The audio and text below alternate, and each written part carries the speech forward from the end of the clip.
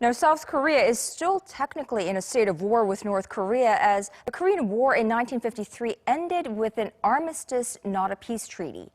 More than 60 years later, every South Korean man between the age of 18 and 35 is required to perform 2 years of military service.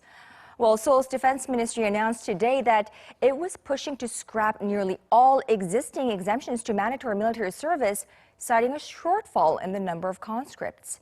Arirang News National Defense Correspondent Kim Hyun-bin explains the changes.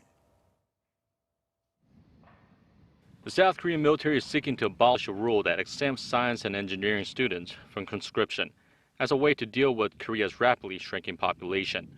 All able-bodied men are required to serve in the military for roughly 2 years, but every year around 2,800 students are exempted from service so they can focus on their studies. Also exempt from service are people with talents seen as boosting Korea's industrial potential. But the exemptions are expected to end by the year 2023. Starting 2020, we believe that there will be a shortage of military personnel, so we are working with other departments to phase out the exemptions by the year 2023. The decision was based in part of Korea's rapidly shifting demographics. According to the latest defense white paper, South Korea has around 630,000 active duty personnel and 3.1 million reservists. The number of men in their 20s currently stands at 350,000.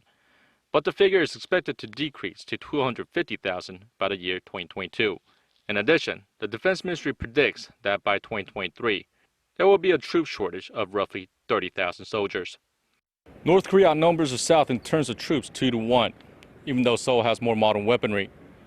But the ministry still needs to find ways to deal with the growing personnel shortage. Kim Hyun-bin, Arirang News.